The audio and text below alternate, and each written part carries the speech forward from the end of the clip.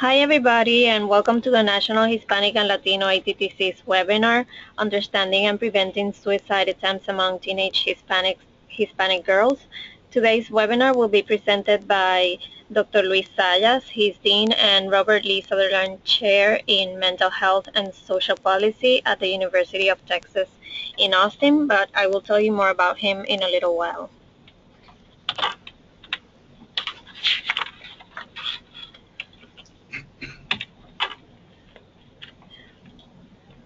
During today's webinar, all participants will be muted. The audio will be streamed through the computer, so please make sure your computer speakers are turned on and off to hear today's presentation. I'm going to review a few housekeeping items with everyone. If you notice that your viewer does not fit your screen, you can expand it by clicking the expand button located in the top right corner indicated by the red arrow. Now you'll see that your viewer is expanded to fit the entire screen. Also, you can collapse the GoToWebinar toolbar on the right of your screen by clicking on the small red arrow to the left of the toolbar. And click the arrow again to expand it, and it will expand. There you go. As I mentioned, for today's webinar, all participants will be muted. As we move through the presentation, if you have a question for our presenter, we ask that you use the chat box on the toolbar.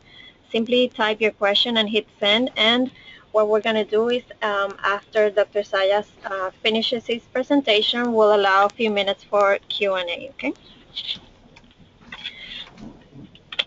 A recording of today's webinar, along with the PowerPoint slides, will be available at our website, www.attcnetwork.org/Hispanic Latino, approximately 1 week from today. You can also find recordings and presentation slides from all of our past webinars at the same URL. I also want to mention that one NADAC, one NBCC, and one ICNRC continuing education credit is available to those who attend today's live event.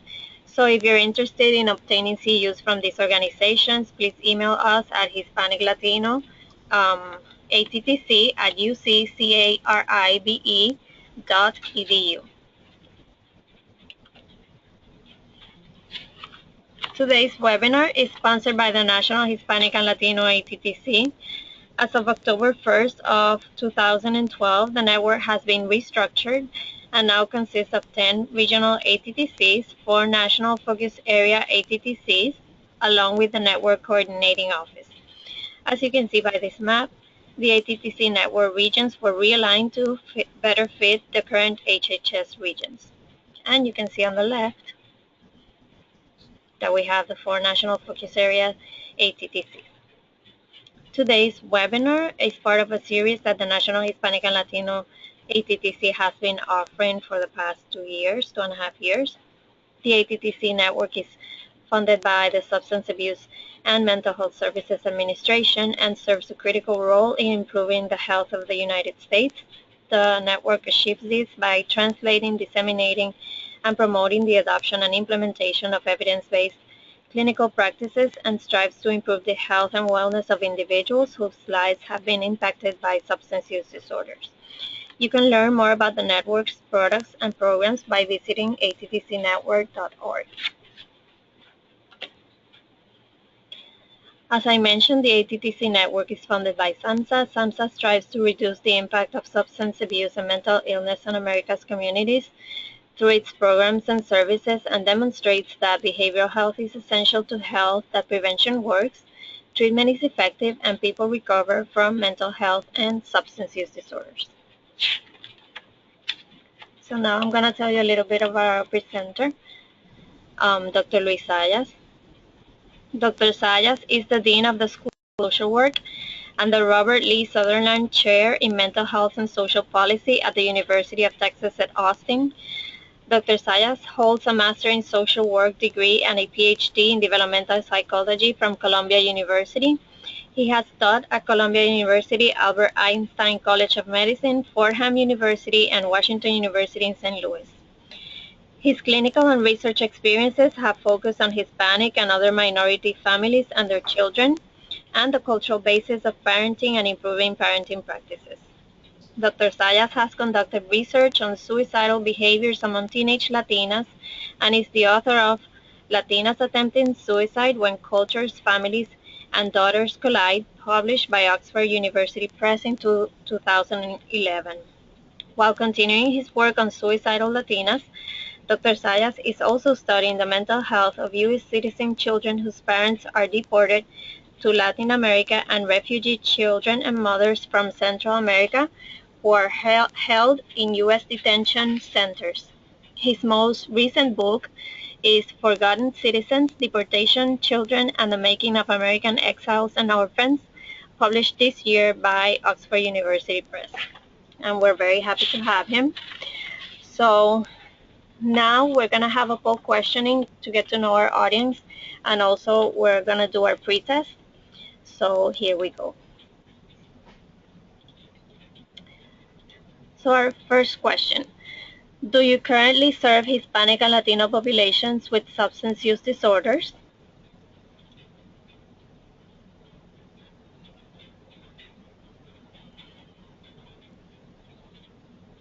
And 80% of our audience said yes.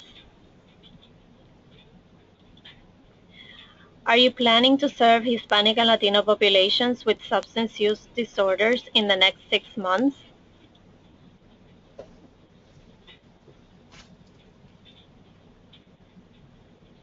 And 84% say yes.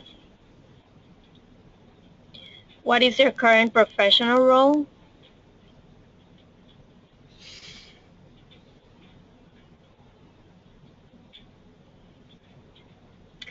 And we have 41% counselor therapist, 36% social worker case manager, 6% faculty research student, 2% government, and 21% other. What type of setting do you currently work in?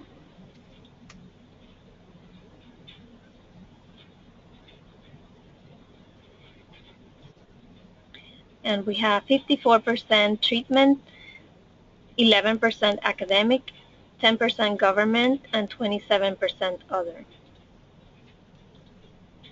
Okay, so now our pretest.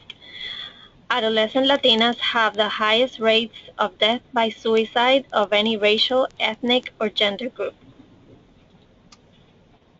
True or false?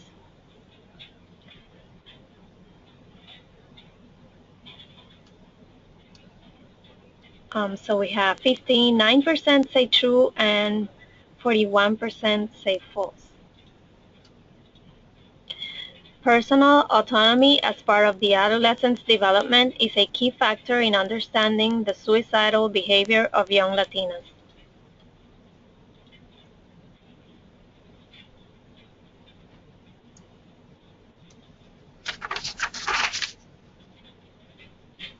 And 90% say yes and 10% say no. And our last question, with every significant improvement in parent-daughter reciprocity, the chance of a suicide attempt drops by over 50%.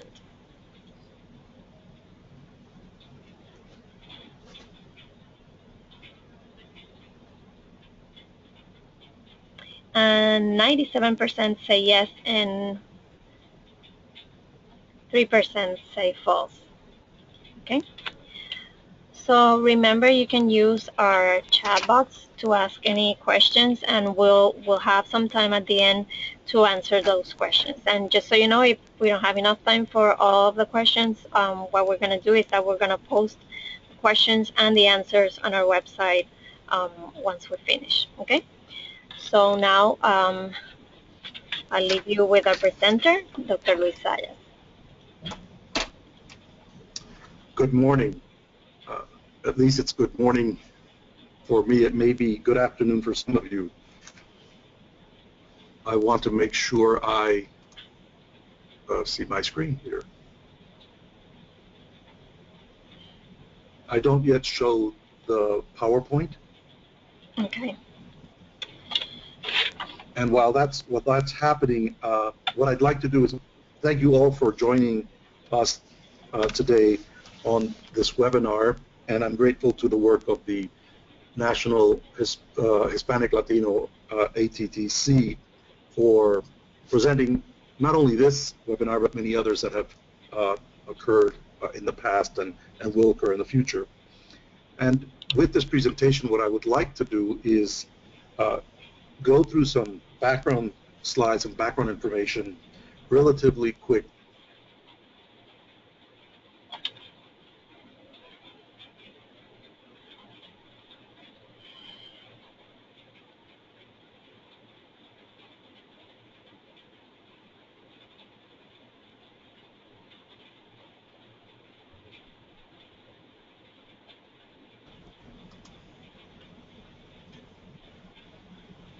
I am waiting for the PowerPoint to appear. Okay.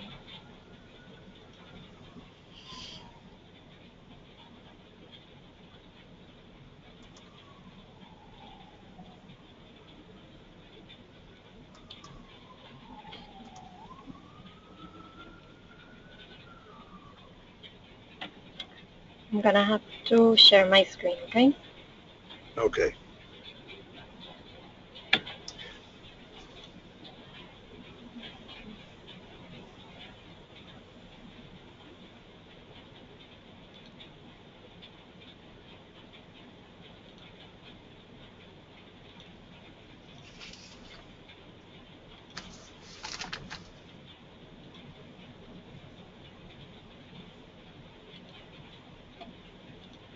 Wait. Can you see that? I can see that. Okay. Am I in control or are you? I am. Okay, very well. We can go to the next slide. Okay. So the talk is about understanding and preventing suicide attempts among young teenage Hispanics. And on this first slide, you see, the question is, why does it matter? A question that comes up a lot. And if you look at the rate of growth of Hispanics in the U.S., one has to consider that this is not just a growing minority, but a young one, with a large proportion of those individuals being under the age of 18. And you see in this map just a quick glance at where we are, that is where Latinos and Hispanics find themselves across the U.S.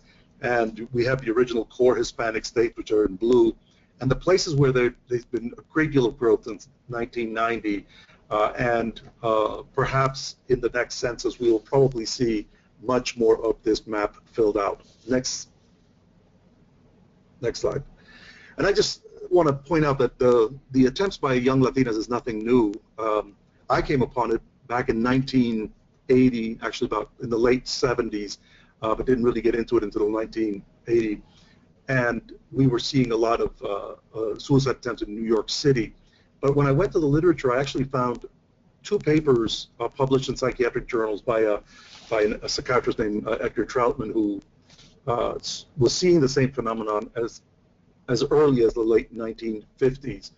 And he called it the suicidal fit, and many of the women had attempted suicide. These were not teenagers, since he was an adult psychiatrist, but there was an impulsive escape from stressful situations. The women had ingested pills or household cleansers.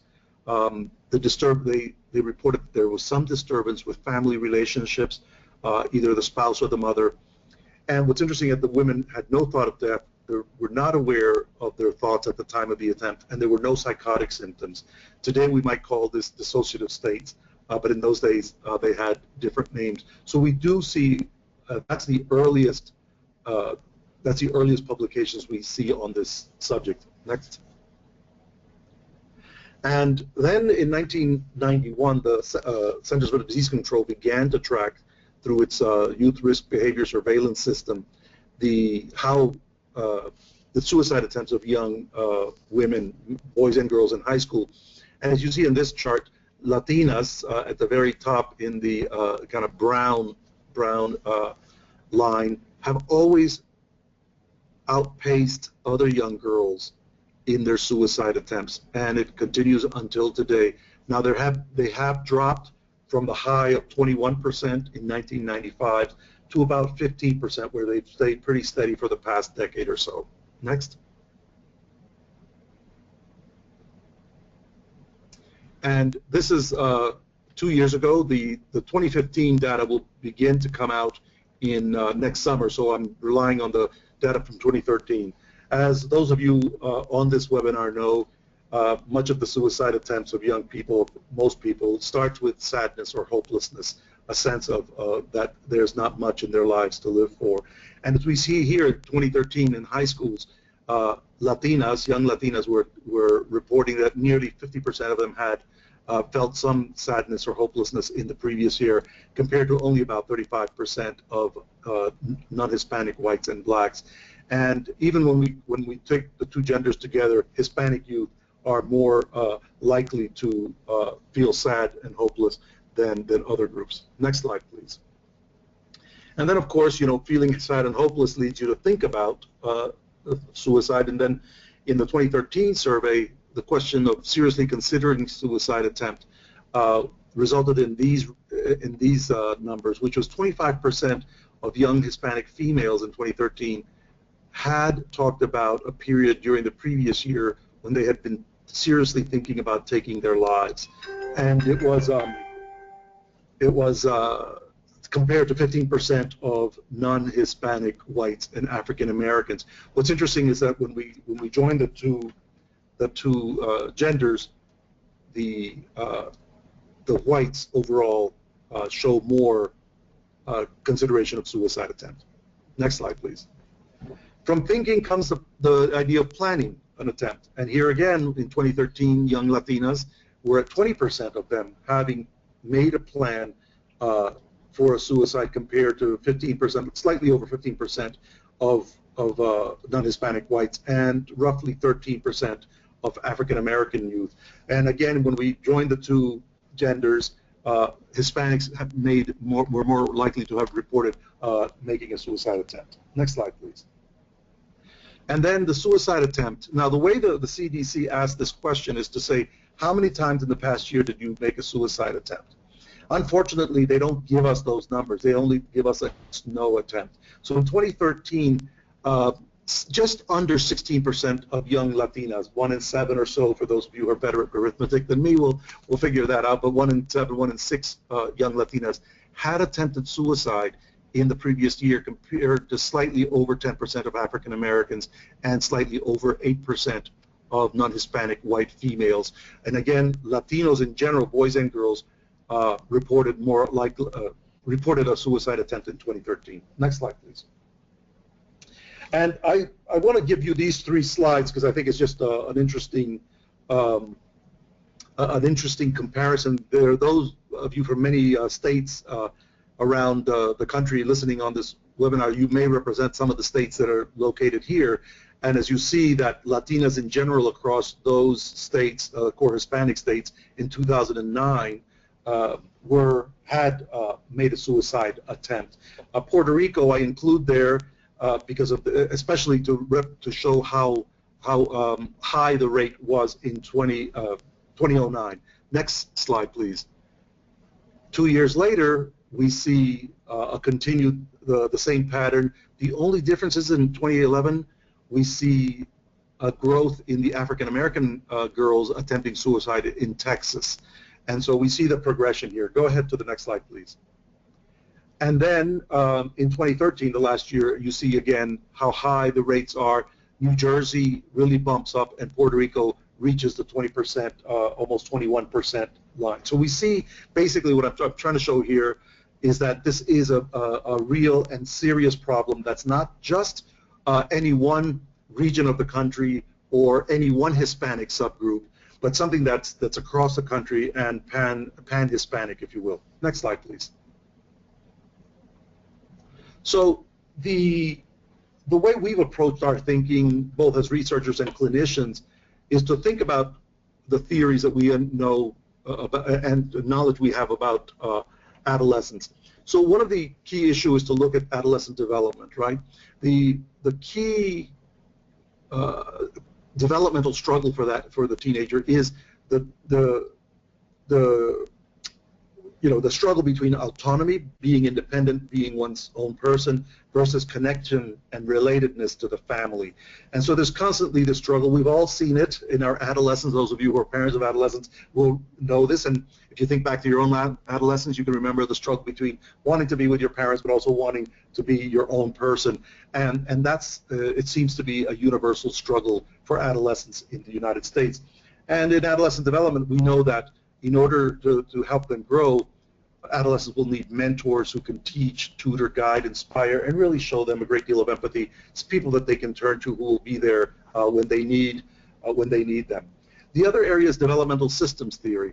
And essentially, developmental systems theory tells us that it's not that we as individuals are affected by our environments exclusively, but rather that we're in interaction with them at all times. We are influencing our environment as much as the environment is responding to us. So if you take a newborn and the parents are pretty much controlling the infant's environment, but the way the infant reacts, if it's an easy baby to take care of versus a spunky one that's more motoric and has more movement versus one that likes to just look around, parents respond to that infant differently than they might to another. So in many ways, that infant is affecting the environment, and the environment is responding to that infant.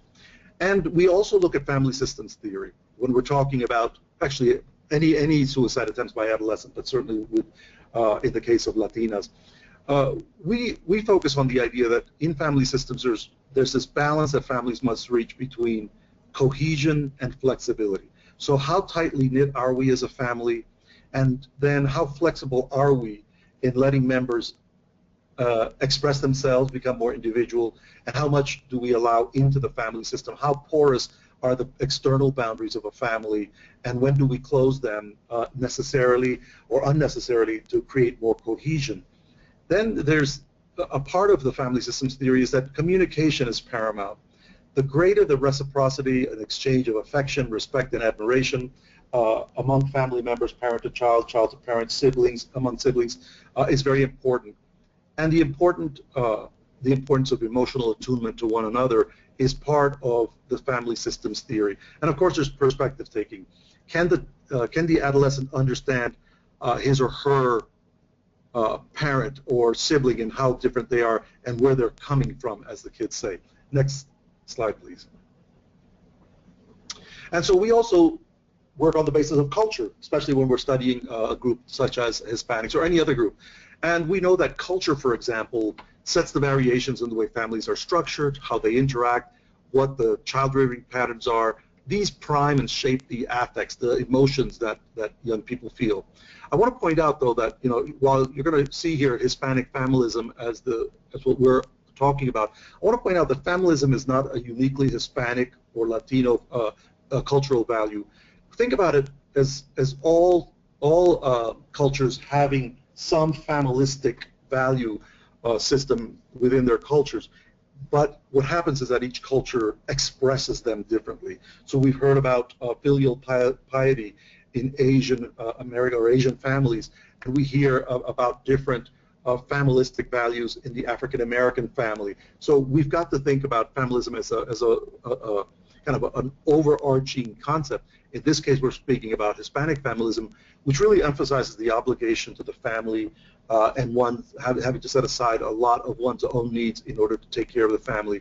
And that's one's identity is built around that connection to the family. And this Hispanic familism enforces the kind of traditions and beliefs and the way the family interactions are. So what family members will do to one another, or for one another rather, is part of this familistic environment. And culture also influences the psychological representations and affects that we have. It also affects how we think or how we express our distress, what words we use, what level of emotional intensity, what idioms of distress, ataques de nervios or something else. Culture really frames how we respond or rather how we express our emotions. Next slide, please. And so I want to talk a little bit about our study for a moment here. In our study, we had the question was, why do some Latinas attempt suicide and others don't, despite being very similar? And we didn't compare them, Latinas to non-Latinas. We wanted to do an intra-ethnic study of girls, Hispanic girls, so we could first separate out what's the difference between those Latinas who attempt and those who don't. And then we wanted to look at what the elements are of the suicide attempt. So our study included 122 attempters, 88 of their mothers, 19 of their fathers, 110 non-attempters as a comparison group with 85 mothers and 83 mothers and 17 fathers. The average age of the girls was 15. We matched them as close as we could, the attempters to the non-attempters, by zip code and kind of family circumstances. And overall, both for the attempters and the non-attempters, the average age is 15. And suicide attempts are typically, the peak age is around 14, 15. And in our case, most parents had an average of 10th or 11th grade, often in their countries of origin, Hispanic or Latin American countries, and in many cases their daughters had already exceeded their parents' education and were more highly educated than their parents. Next slide, please. So here's some of the findings. Nothing I think here will surprise you by what I will present.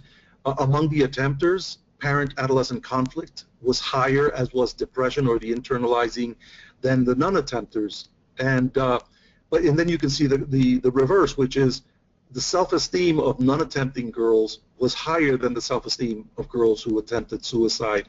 And here I want to just point out that in this group of Hispanics, we had primarily Puerto Rican, Dominican, and Mexicans.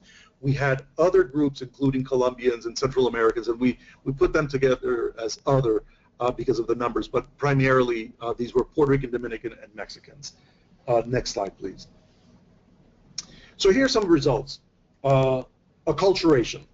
Acculturation is the movement into the host or dominant culture, and we found that the girls really didn't differ. Whether you were an attempter or a non-attempter, it didn't really matter. You were both more highly acculturated than your parents. When we looked at familism using a measure of familism, again, the attempters and the non-attempters did not differ in terms of their level of familism. And in general, parents held on to their familistic values much more than their daughters. Again, nothing that would surprise us insofar as adolescents do want to distinguish themselves from their parents. When we looked at affection, communication, and support by parents with their adolescents, the attempters reported that much lower levels of affection, communication, and support from their parents than did the non-attempters. And it's interesting because the attempters rated their mothers, and the reason I point out mothers is because the number of fathers was so small that we really couldn't get any statistical significance. It was just too small to have any power. So we focus on the mothers here.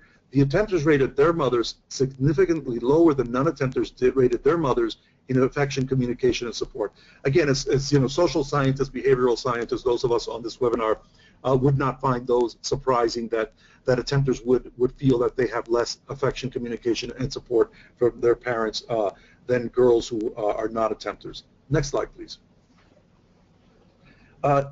When we focused on mother-daughter mutuality, that is the reciprocity that goes on between a mother and a daughter, the capacity to attune to each other emotionally, we begin to see that this strong demarcations between the attempters and the non-attempters.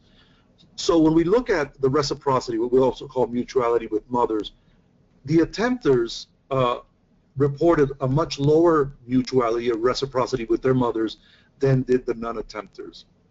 And so the attempters had less of a sense that they had an attunement with their mothers than the non-attempters. In general, though, both groups of girls rated their mothers lower on mutuality. And again, it's not surprising that adolescents would say, oh, my mother doesn't understand me, she doesn't care for me, she doesn't communicate with me. But it was when we got to the gap between the attempters and their mothers and the non-attempters and their mother where we begin to really see this separation.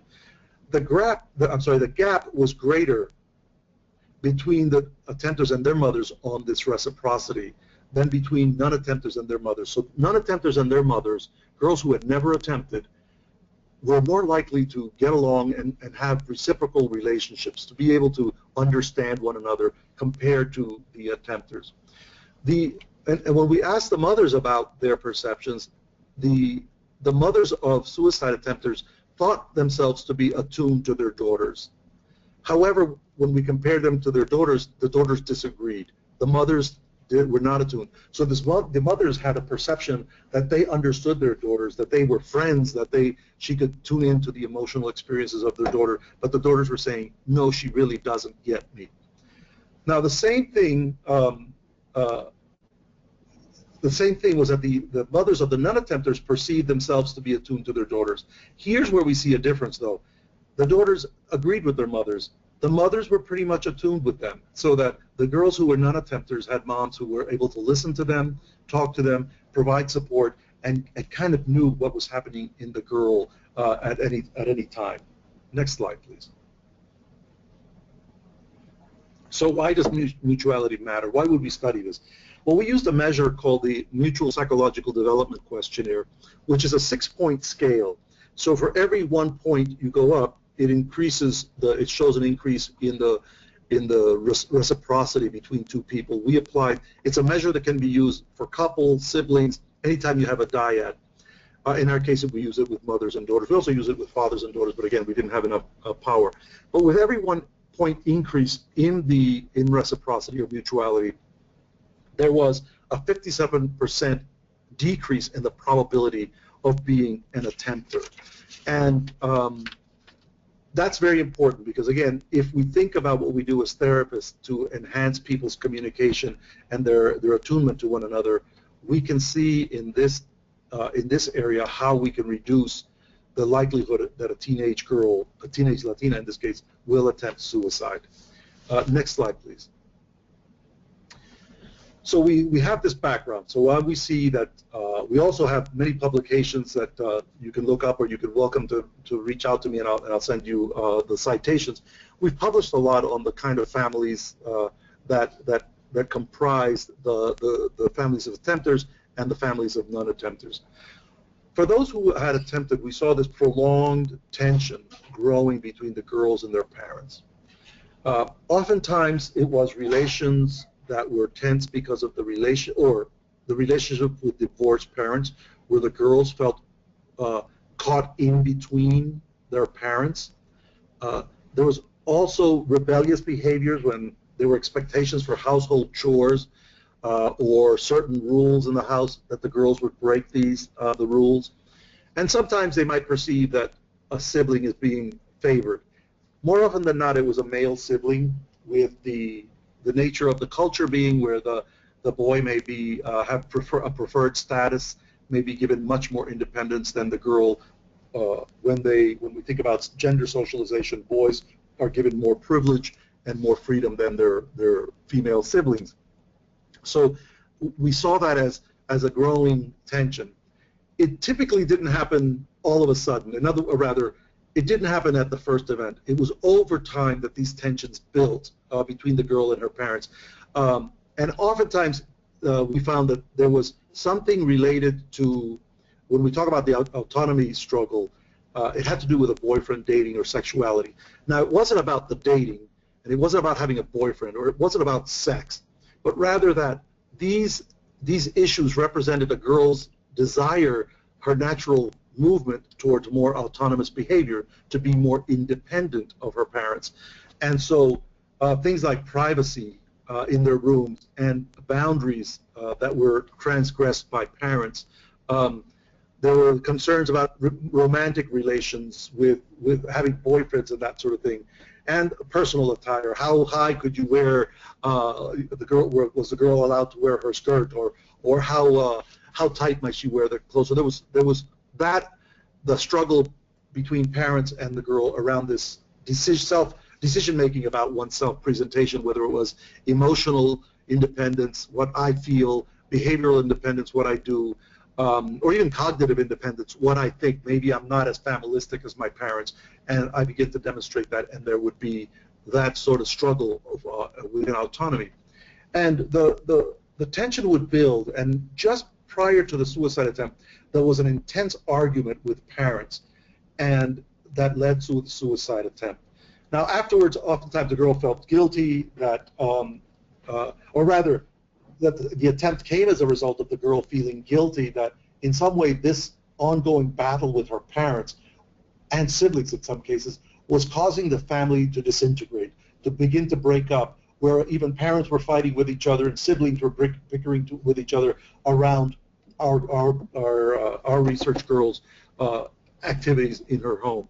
I want to point out that this is really critical to understand, because as the tension mounted over time, oftentimes the trigger for the suicide attempt was almost something that was just the straw that broke the camel's back, right? So it was the sort of thing that it was a reminder of all the other times she had been had struggled with her parents and they had put restrictions on her. Next slide, please. So the girls would attempt suicide. I'm sorry, could you go back to the previous slide just for a moment? I want to just finish a point on this here. We saw a number of things. So one of the conundrums that we saw, just as an example, was a girl who was seeing a boy and had sex with him, and the mother suspected it. This is a girl who attempted suicide, and so the mother told her, well, you know, I understand you want to date and so on, and really got the girl to open up with her. So there was this emotional attunement that was occurring, where the girl felt her mother was supporting her, was understanding why she needed to have a boyfriend, and that there might be, you know, and that they were having sex. However, it was a feigned or a faked emotional attunement or reciprocity, because the girl at one point was leaving the house to be with her boyfriend, and she said, well, I'm going to go out with him, and the mother said, oh yeah, so you're going to go out there and have sex all the time? And so the mother had undone everything she had laid out, you know, in trying to be emotionally attuned to her daughter, and that triggered the event, because the girl realized, my mother is not quite as attuned with me as she made it out to be, and the mother used it against her. Okay, next slide, please. So we have this the suicide attempt that happens in this critical period, and when we asked the girls through our qualitative study, you know, what did the suicide attempt mean, and we found 4 categories.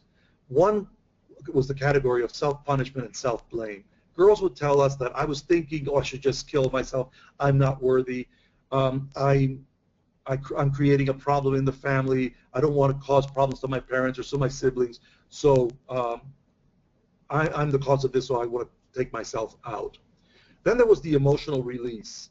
As one girl said, I have so much pain inside, it's like I cry, and she wants to let the words and the pain out through cutting herself. And that was, again, an emotional release. Then there was revenge. And this was when a girl was so angry at her mother for not understanding her, where the mother might have turned around, as in the example I cited, turned around and used it against the girl, where I went to rub it in my mother's face, this girl says. I was like, that's why I went into the bathroom and swallowed a bottle of pills.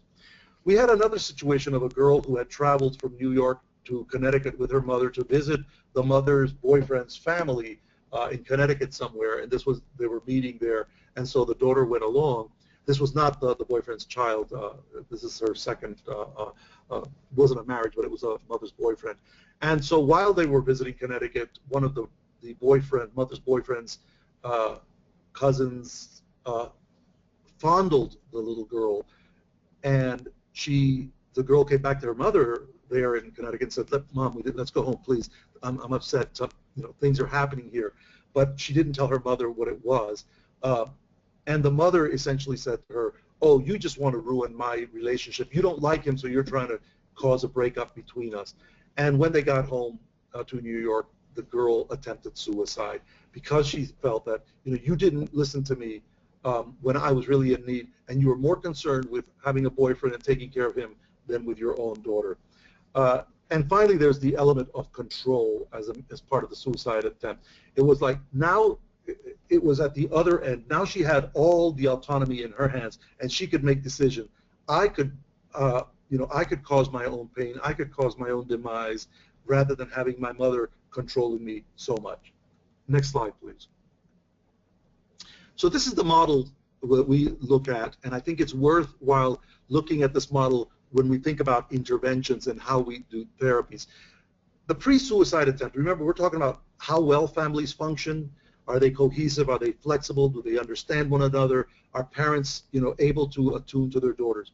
How deeply ensconced are they in their culture and the cultural traditions, the culture of origins, holding on, say, to the way girls are socialized versus boys, and what the expectations are, that if you date, it should be destined towards marriage, or chastity and virginity being a high virtue. And then, again, there's this issue of the developmental process of adolescence. This sets the context about how strong or weak the girl is, how emotionally vulnerable she is under certain conditions. And of course, a well-functioning family means that the vulnerability is less of the girl. She might have more strength. The more dysfunctional that family social cultural environment is, the more likely she is weakened or having fewer coping skills in dealing with a crisis. So then there's this crisis there, this family explosion, and she feels that she's at fault, or she wants to get back at her parents, and the suicide attempt occurs. And so in the post-suicide attempt, we have the attempt followed by either an emergency room visit, a pediatrician, outpatient, inpatient. We found that many of the girls had not reported the suicide themselves. They had told a friend who they had sworn into secrecy, but the friend knew to take care of them and went to the guidance counselor or the school social worker to say, so-and-so attempted suicide, and that's how the family got to learn about this. So think about this model as a way of timing and targeting our interventions. Next slide, please. Next slide, there. Okay, so of course we have the crisis intervention. There's the crisis. The suicide attempts follows a period of escalating tension. We said that. We know that it has to do with schools, peers, boyfriends, dating, autonomy.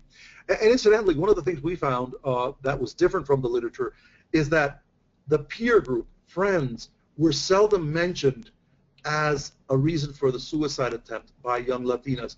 It's something that has been evident in the literature on non-Hispanic whites and African Americans, but our girls, and in many of the studies I've read on Latinas, the peer group doesn't rise in great salience to be part of the suicide attempt. It's much more often located within the family. And so when we think about crisis intervention as practitioners, we need to think about culturally competent conflict management that we need to teach. And we need to help the girl focus on regulating her emotions. And I want to thank my former student colleague, Carolina Hausman-Stabile at Temple University, for letting me use some of this work that I'm presenting now. Next slide, please. So we found three types of families and three types of response to the crises. And I'm going back to some of the things that I said earlier, but I want to point out these are more specific. We had families with high levels of conflict and very low mutuality, which is probably the worst kind of family that you could have, where they're always fighting, but they don't feel that they can pull together and have the glue that keeps families together. So the girls might say, the parent might say, she did this to hurt me, she did this to get attention, where parents essentially played down the girl's attempt. There were families with low conflict and very low mutuality, which is kind of, less families that really didn't care much, and really one might think of them as kind of permissive, loose, with very loose boundaries, and where people may not care too much about one another. And parents would say, oh, everything's fine, yes, I need help. The girl might say, but the family really isn't treating it seriously. And then there's the families with low conflict and high mutuality, which is the families that we would prefer girls to live in, right? And parents could understand that, yes, she needs help, she needs change. I think, though, here we need to think about, is the family, the girl has now changed, but have we as a family changed? And that's one of the other things. The family needs to be prepared to change following the suicide attempt of the daughter and her getting treatment. Next slide, please. In my experience, it seems to me that the suicide attempts start as early as middle school. One SAMHSA report indicated that it's as early as age 12 that girls attempt suicide. So I think we need to really start thinking about prevention in the middle school years when with using youth groups separated by boys and girls, where we can talk to them about their own development, and especially for children of immigrants, what the struggles are between their parents' culture and the culture that they are now acculturating to, and help the kids through that struggle. And I say I separate the boys and girls out because we should make that developmentally appropriate, because there will be issues of sexuality that will come up that may be better addressed in single-sex groups. But that's really a decision that each school makes. But it seems to me that it's in the middle school years where we have our best chances of preventing a suicide attempt. I would add to that that we need to have parent groups in school. Where immigrant parents, this is even before we've identified an attempter, where the same sort of process that we use with kids can be used to help parents understand, especially immigrant parents, to help them distinguish what had happened to them, what their adolescence was like in their culture or country of origin and culture of origins versus what their children are going through. Parents may see it but not understand it, and it's incumbent on us, the professionals, to help parents understand the struggle that their children are having and how they can help. I think there's some utility to individual therapy for the child, but in general, I would recommend for suicide attempters family therapy or family-oriented intervention. You might still see the child individually, but oftentimes the kids themselves expect the parents to be involved in the therapy because they know that it's stuff that's going on at home, the way the parents are raising them, the way they're restricting them or imposing cultural values and behaviors that the kids are trying to separate from or are acculturating to a new culture. That the child, that the parents understand this, and it can really best be done in family therapy. I think the work of Celia Falikoff is very instrumental. You may look at her book on treating Latino families because she talks about the importance of also maintaining the parents' authority within the family therapy, that the therapist must ally herself or himself with the parents in a way that that acknowledges and honors their place as the parents and their culture and their beliefs, while being able to then work with the parents towards improving the situation in the family for the child. And again, we come back to, you know, what are the family-oriented prevention and interventions that we can use, and we need to help parents and the adolescent girl take perspective. What it is that my mother went through when she was growing up in Santo Domingo or in some small town in Mexico. When it's not always that parents share that history with their kids, and so they impose rules and requirements on the kids, but never within a context of their own development. But when we get this, when we start having parents as using narratives and telling about their own stories, kids begin to understand why their parents believe what they believe, how they were raised, and if this isn't openly discussed, the girls will never be able to take perspective.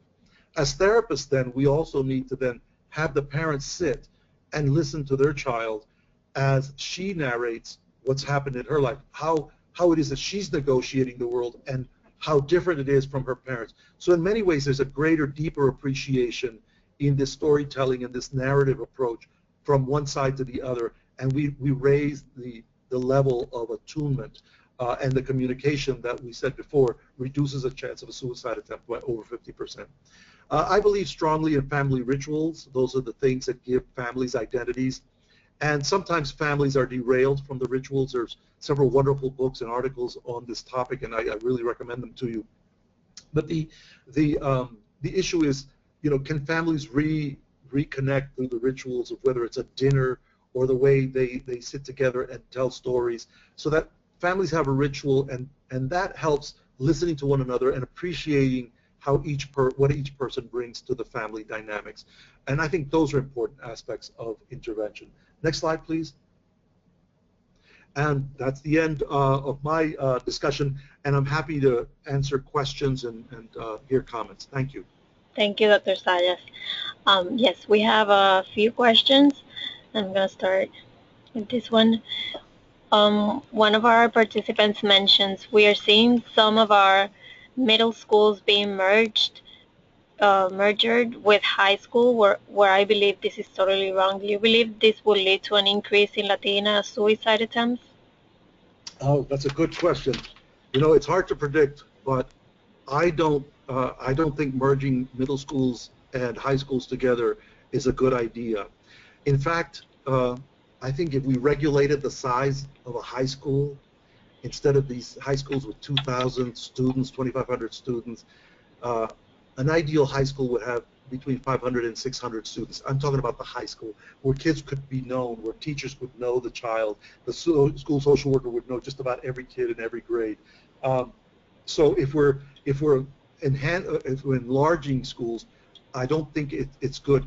Especially, let's think about what happens during those sixth, seventh, and eighth grades. Kids are just leaving the elementary school period. They're not ready to be thrown into this world of such autonomy and freedom and going to classes, and then all the things that happen, among the 14, 15, and 18-year-olds and so on. That I think it's way too early to get them involved in that. And I think the transition, the middle school transition, which is already a difficult transition developmentally and academically, to have that diluted, if you will, by this or complicated by this large merger, I think is not good. And I would recommend that not be done. Okay, thank you. Um, Another participant asked, does religion have an impact, and if so, how much of an impact? Oh, yes, we dealt with that. I'm sorry that I couldn't, I could talk about this for hours. We looked at religion, and it was interesting because it was not so much the religion or the intensity of religious beliefs in the family that affected the suicide attempt. It was how parents wielded their participation in religion on the child. So let me clarify what I'm saying. We had situations where kids were from in families from very fundamentalist Christian groups, and we had mostly Catholic, but we had Pentecostal and Jehovah's Witness, which are more fundamental in nature and what they expect. But it wasn't so much how how much the family imposed on it, meaning how many times you went to church that week, going Sunday, every Sunday, going to confession. But it was how much flexibility the parent gave the child within the church experience that made the difference between the attempters and the non-attempters. So the non-attempters would tell us, yes, I go to church with my mother 3 times a week in the evening, but I hang out with the teenagers because we have a teen lounge, and we can be there. And we have one of the ladies, one of the gentlemen come over, and they talk, something about the scriptures or do catechism.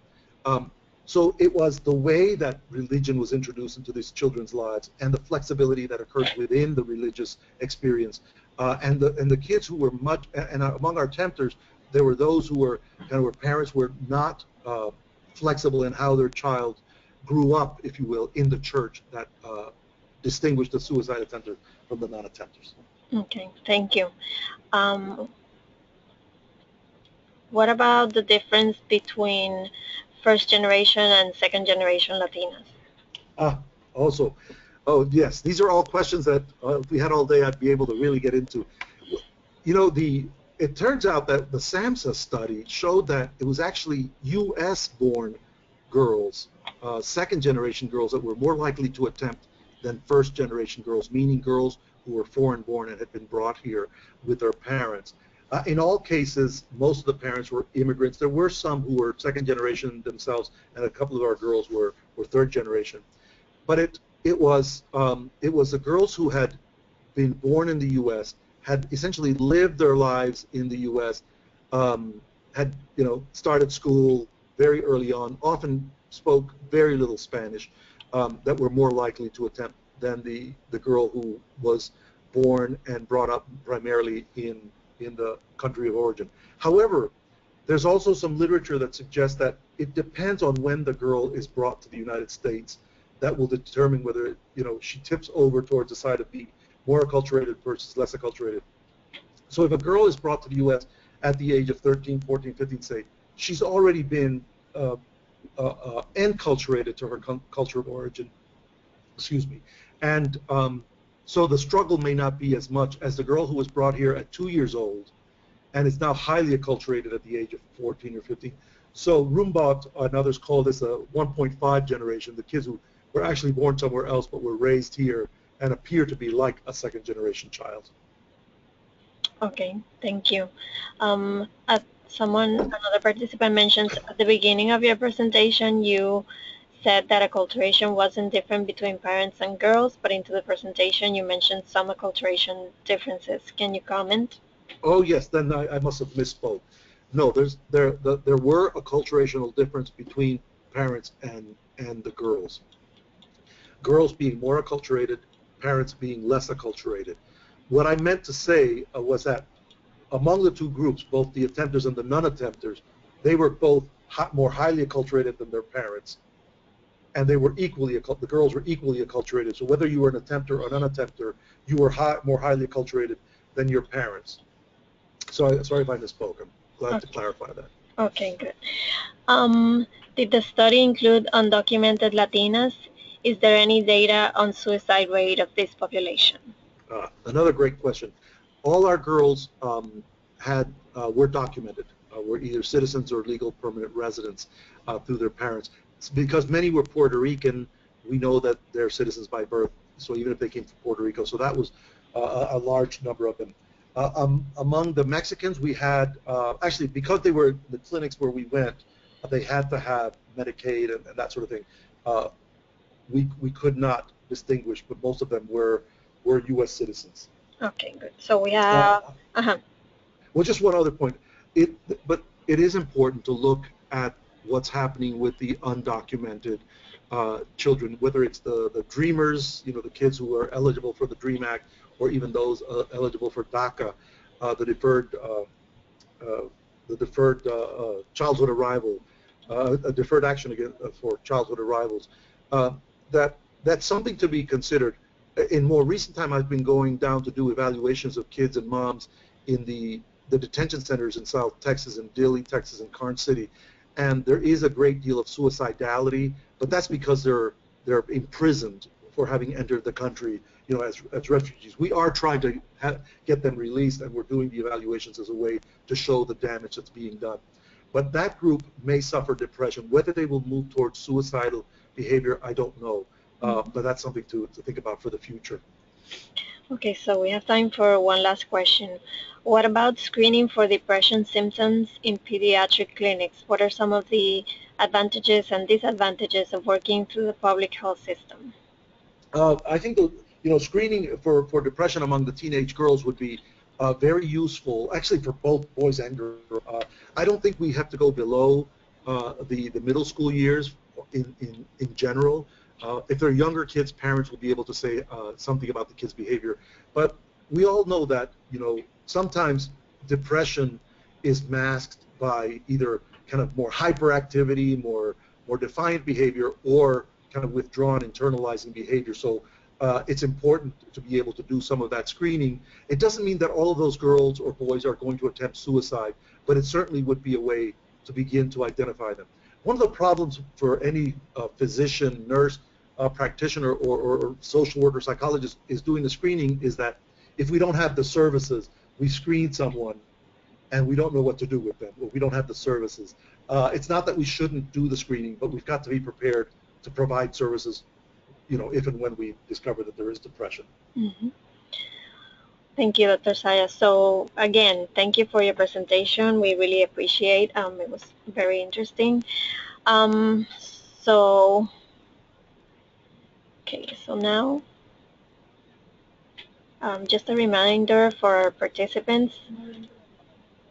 Some of our participants were asking about the CEU, so I just like to mention again that we're going to have an electronic copy of today's webinar. We're going to have a recording of the webinar at our website, and that's Hispanic Latino, www.attcnetwork.org/Hispanic and Latino. And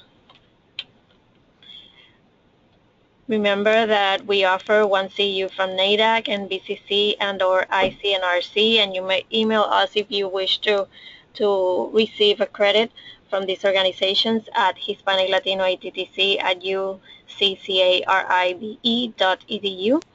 And as you leave today's webinar, you'll be directed to complete a brief survey about your experience along with a post-test. So your feedback is very important to us, and we appreciate you taking the time to tell us what you thought of today's webinar. So again, Dr. Sayas, thank you very much, and thank you everyone for participating. Thank you. Thank you very much.